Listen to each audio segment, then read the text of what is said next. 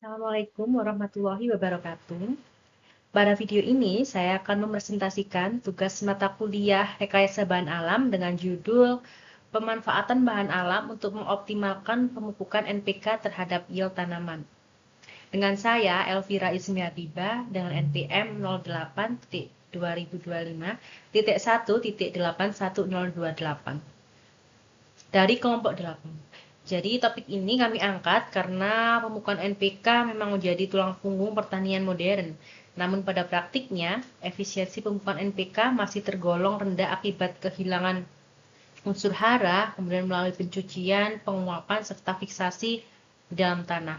Akibatnya, tanaman tidak dapat menyerap nutrisi secara optimal sehingga hasil panen tidak maksimal.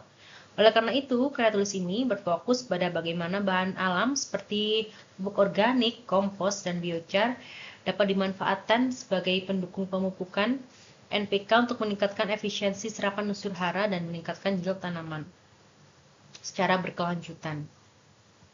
Slide berikutnya, latar belakang. Jadi pertanian modern ini dituntut untuk menghasilkan produksi tinggi, namun tetap ramah lingkungan. Pemupukan kimia secara terus-menerus tanpa pengelolaan yang baik dapat menurunkan kualitas tanah dan meningkatkan pencemaran lingkungan. Berbagai penelitian menunjukkan bahwa penambahan bahan alam mampu memperbaiki struktur tanah, meningkatkan kapasitas tukar kation, serta mendukung aktivitas mikroorganisme tanah. Dengan demikian, kombinasi NPK dan bahan alam diharapkan mampu menghasilkan sistem pemupukan yang lebih efektif dan berkelanjutan. Berikutnya, isu utama yang kami temukan adalah rendahnya efisiensi pemupukan NPK konvensional.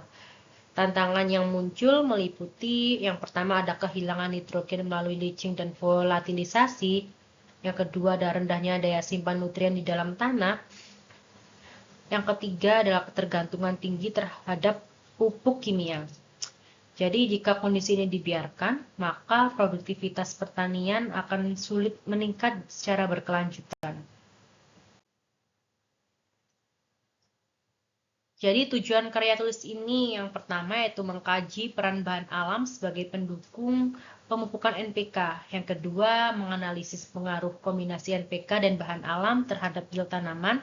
Dan yang ketiga adalah mengidentifikasi strategi optimasi pemupukan yang berkelanjutan.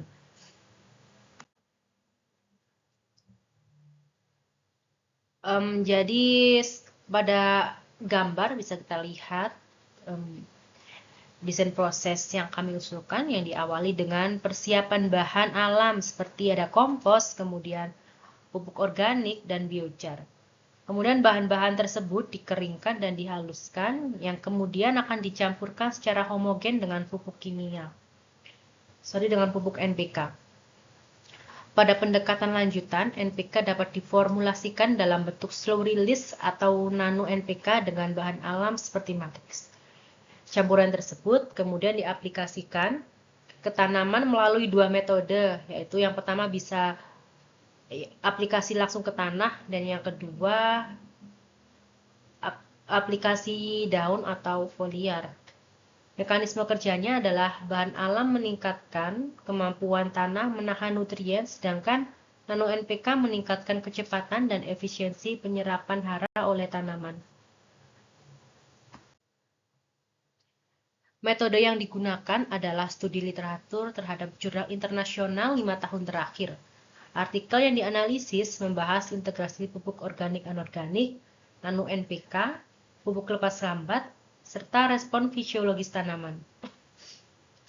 Data yang dikaji meliputi jenis tanaman, kemudian perlakuan pemupukan, serta presentase peningkatan yield.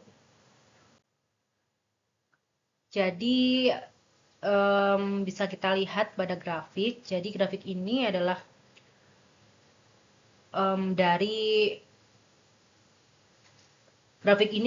dari jurnal-jurnal yang telah kami baca, kemudian kami buat grafiknya.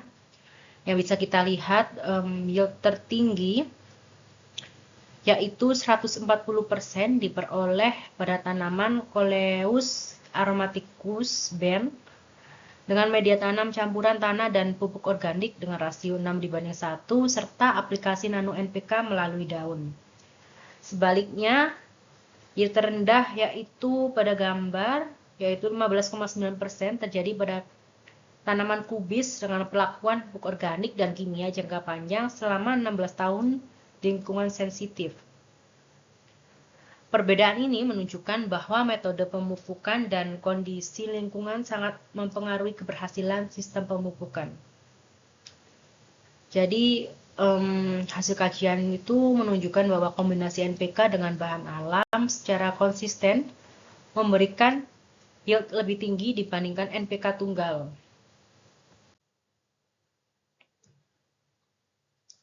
Analisis berkelanjutan. Dari sisi lingkungan, penggunaan bahan alam menurunkan kehilangan nitrogen dan menekan pencemaran. Sedangkan dari sisi ekonomi, kombinasi bahan alam dapat menurunkan kebutuhan pupuk kimia sehingga mengurangi biaya input pertanian dalam jangka panjang. Kemudian dari sisi sosial, pemanfaatan limbah biomasa lokal meningkatkan nilai tambah dan mendukung ekonomi sirkular dan meningkatkan kemandirian petani. Kemudian ide penelitian selanjutnya. Jadi, pengembangan Smart and Tailored NPK berbasis bahan alam dan sensor tanah. Teknologi ini memungkinkan pemberian pupuk sesuai kebutuhan aktual tanaman sehingga lebih efisien dan ramah lingkungan. Jadi, sebagai kesimpulan, pemanfaatan bahan alam sebagai pendukung pemupukan NPK terbukti efektif meningkatkan yield tanaman dan mendukung pertanian berkelanjutan. Jadi sekian presentasi dari saya. Terima kasih atas perhatiannya. Mohon maaf jika ada salah kata. Assalamualaikum warahmatullahi wabarakatuh.